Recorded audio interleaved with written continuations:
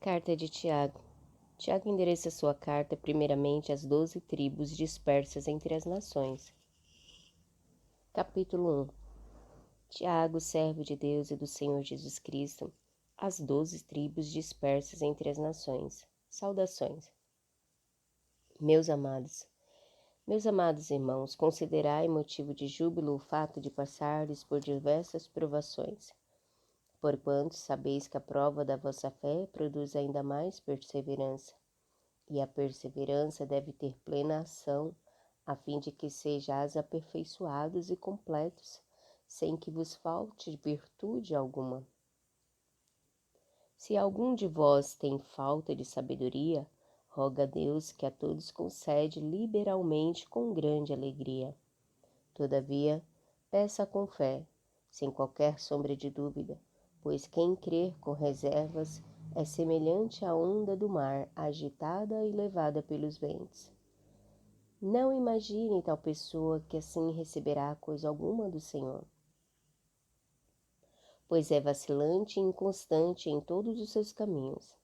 Contudo, o irmão de condição humilde deve gloriar-se em sua dignidade.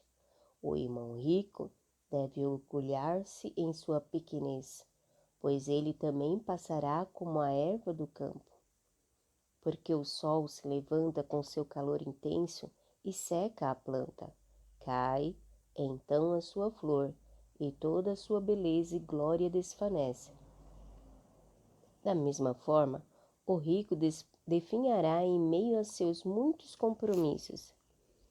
Feliz a pessoa que persevera na provação, porquanto, após ter sido aprovada, receberá o prêmio da coroa da vida, que Deus prometeu aos que o amam. Entretanto, ninguém ao ser tentado deverá dizer: estou sendo tentado por Deus. Ora, Deus não pode ser tentado pelo mal, e a nenhuma pessoa tenta. Cada um, porém, é tentado pelo próprio mau desejo, sendo por esse iludido e arrastado. Em seguida, esse desejo, tendo concebido, faz nascer o pecado, e o pecado, após ter sido consumado, gera a morte. Meus amados irmãos, não vos permitais ser enganados. Toda boa dádiva e todo dom perfeito vem do alto, descendo do Pai das luzes, em que não há oscilação como se vê nas nuvens inconstante. De acordo com a sua vontade, ele nos gerou pela palavra da verdade, a fim de sermos como que os primeiros frutos de toda a sua criação. Assim, meus queridos irmãos, tende este princípio em mente. Toda pessoa deve estar pronta para ouvir, mas tardio para falar e lento para se irar. Porque a ira do ser humano não é capaz de produzir a justiça de Deus. Portanto, livrando-vos de todo tipo de impureza moral e aparência de maldade, recebei humildemente a palavra em vós implantada, a qual é poderosa para salvar a vossa vida. Sede praticantes da palavra e não simplesmente ouvintes, iludindo a vós mesmo. Porquanto, se alguém é ouvinte da palavra e não praticante, é semelhante a um homem que contempla o próprio rosto no espelho. E depois de admirar a si mesmo, sai e logo se esquece da sua aparência.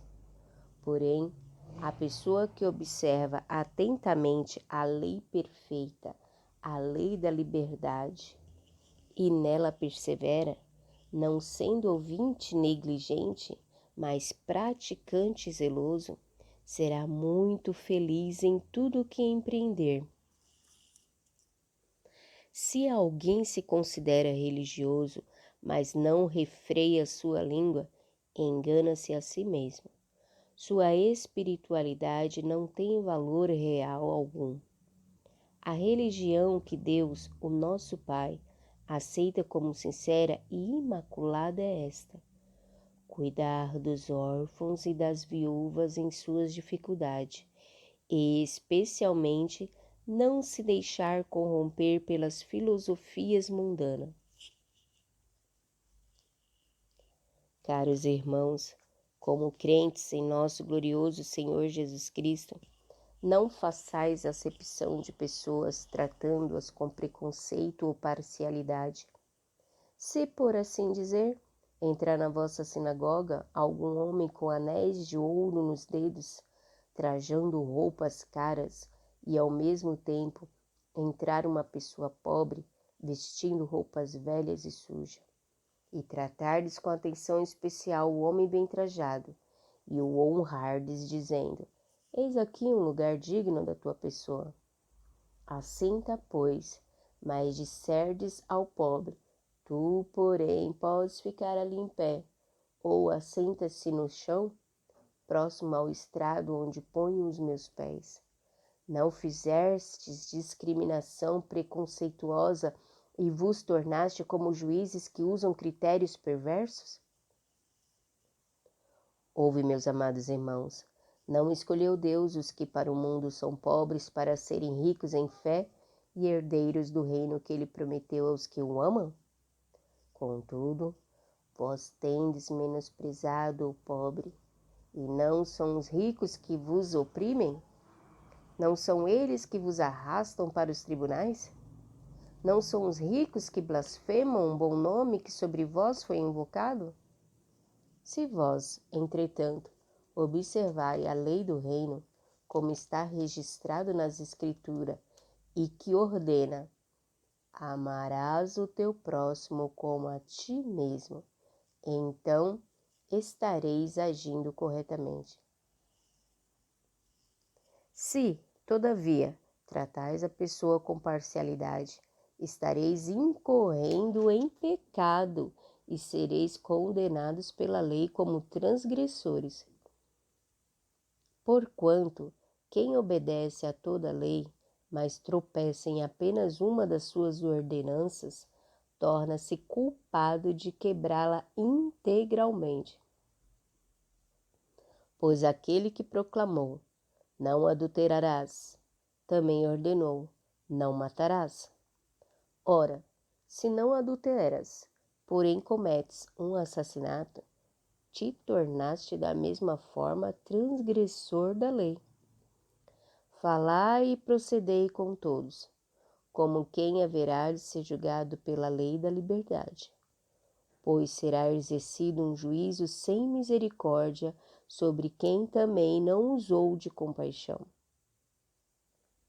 A graça triunfa sobre o juízo.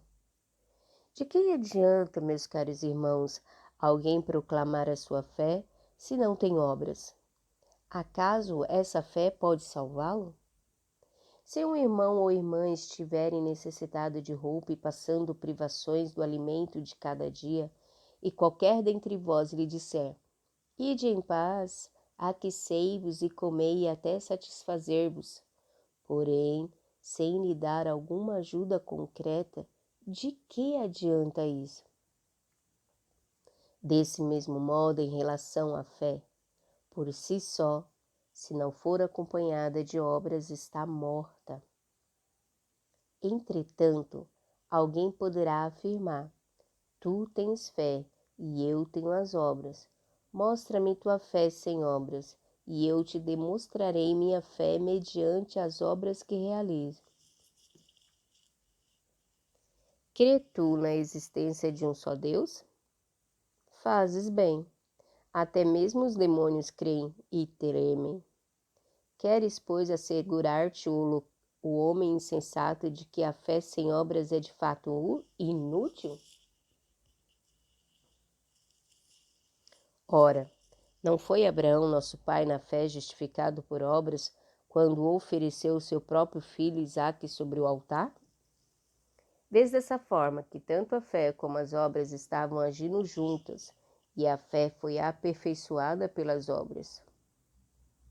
Cumpriu-se assim as Escrituras que declara: Abraão creu em Deus, e isso lhe foi creditado como justiça, e ele foi chamado amigo de Deus.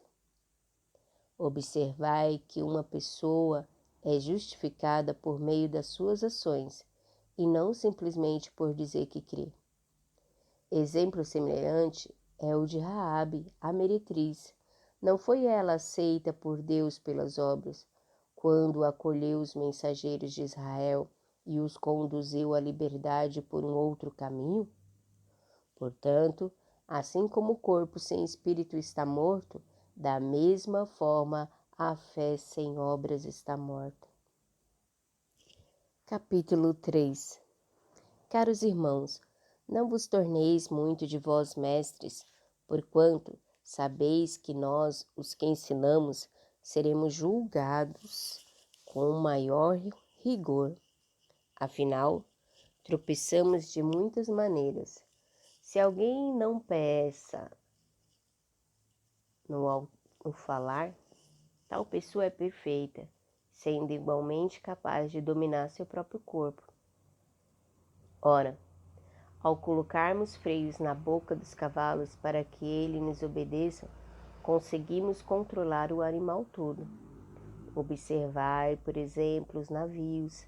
Embora sejam de grande porte e impelidos por fortes ventos, são dirigidos por um leme muito pequeno, de acordo com a vontade do piloto.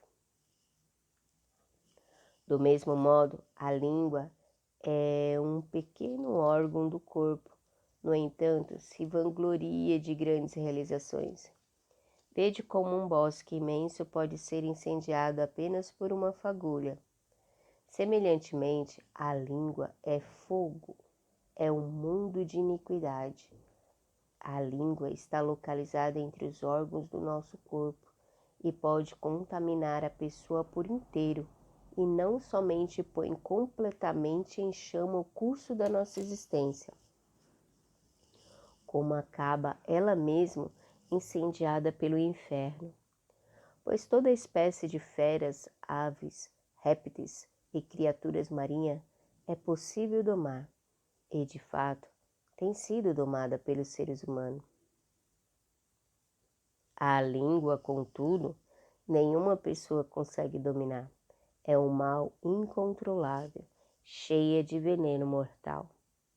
Com a língua bendizemos o Senhor e Pai, porém com ela amaldiçoamos nossos semelhantes, criados à imagem de Deus. Da mesma boca procedem bênçãos e maldição.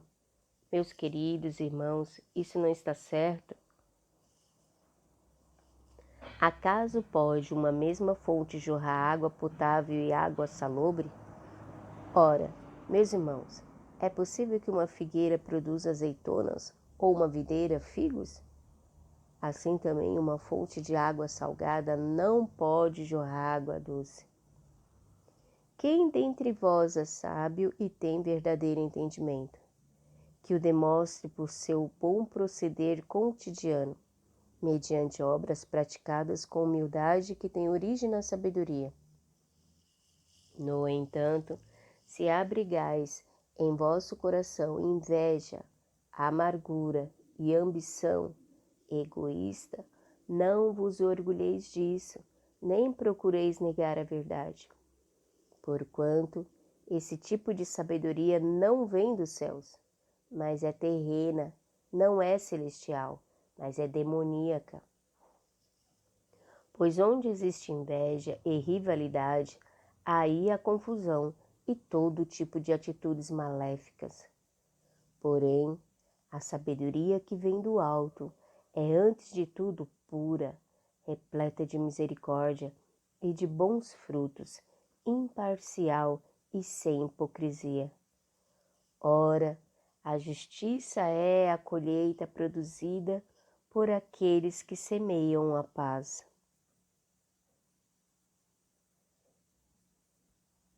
Capítulo 4. De onde vêm as batalhas e os desentendimentos que há entre vós? De onde, senão das paixões que guerreiam dentro de vós? Cobiçais e nada tendes, matais e invejais, porém não conseguis obter o que desejais. Viveis a brigar e a promover contendas, Todavia, nada conquistais, porque não pedis. E quando pedis, não recebeis, porquanto pedis com a motivação errada, simplesmente para esbanjardes em vossos prazeres. Adúlteros! Ou não estáis cientes de que a amizade com o mundo é inimizade contra Deus? Ora, quem quer ser amigo do mundo torna-se inimigo de Deus. Ou imaginais que é sem razão que as Escrituras afirmam que o Espírito que Ele fez habitar em nós zela com os ciúmes dos seus? Todavia, Ele nos outorga graça ainda maior. Por isso, declara a Escritura: Deus se opõe aos arrogantes, mas concede graça aos humildes. Portanto, sujeitai-vos a Deus, resisti ao diabo, e ele fugirá de vós. Achegai-vos a Deus, e ele acolherá a todos vós. Pecadores, limpai as vossas mãos, e vós que tendes a mente dividida pelas paixões, purificai o coração. Entristecei-vos, arrependei e chorar. Abandonai o riso fácil e pranteai, trocai a vossa euforia pelo pesar. Humilhai-vos na presença do Senhor, e Ele vos exaltará. Caros irmãos, não faleis mal uns dos outros. Quem se põe a falar contra algum irmão ou passa a julgar a seu irmão, acaba protestando contra a lei e julga também. Ora, se passar a julgar a lei, cessas de obedecê-la e assumis a posição de juiz. Um só é legislador e juiz, aquele que pode salvar e aniquilar. Tu, no entanto, quem és para julgar teu semelhante? Agora prestai atenção, vós que aclamais. Hoje ou amanhã iremos a tal cidade. Lá nos estabeleceremos por 1 ano, negociaremos e obteremos grande lucro. Contudo, vós não tendes o poder de saber o que acontecerá no dia de amanhã. Que é a vossa vida? Sois simplesmente como a neblina que aparece por algum tempo e logo se dissipa.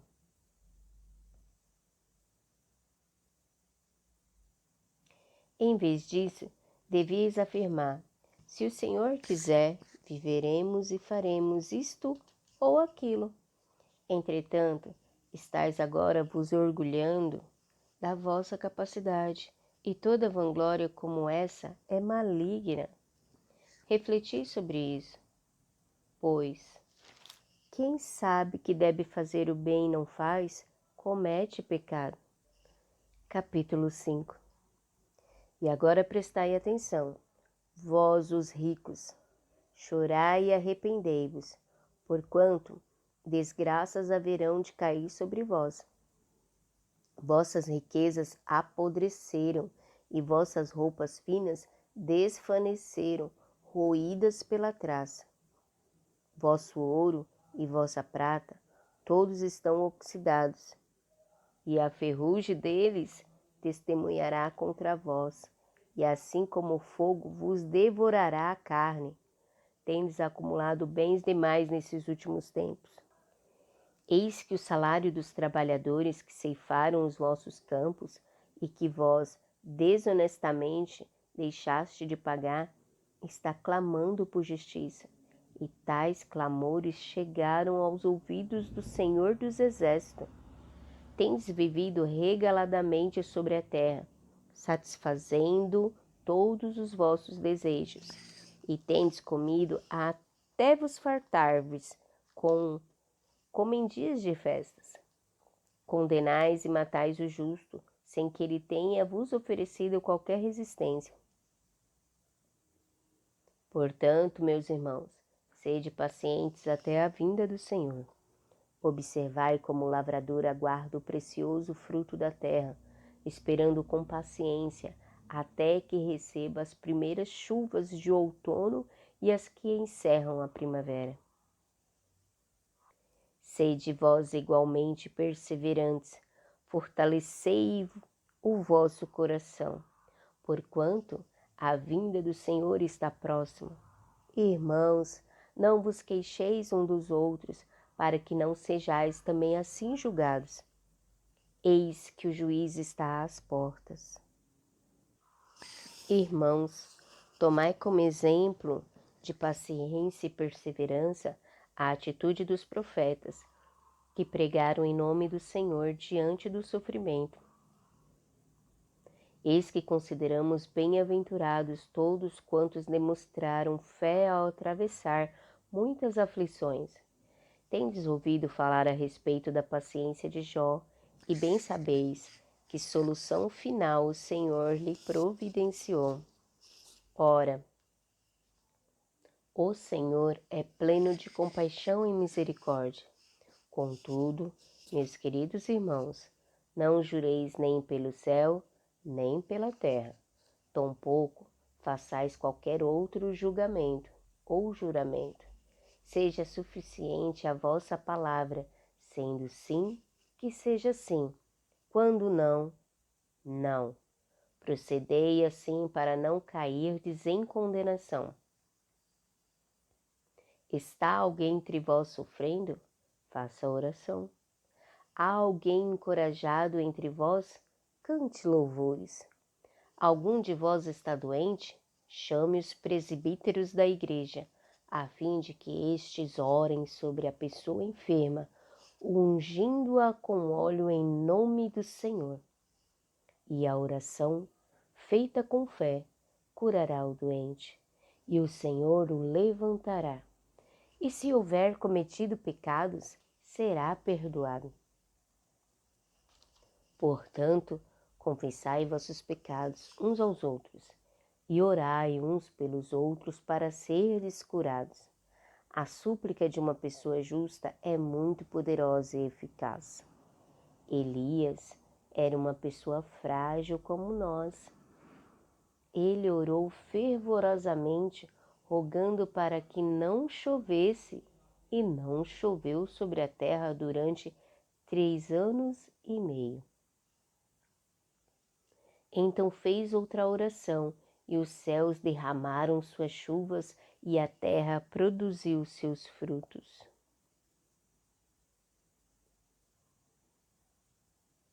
Queridos irmãos, se algum de vós se desviar da verdade, e se alguém o reconduzir a ela, lembrai-vos disto: quem ajuda um pecador a se arrepender do seu mau caminho, salvará da morte essa alma e contribuirá para o perdão de uma grande multidão de pecados.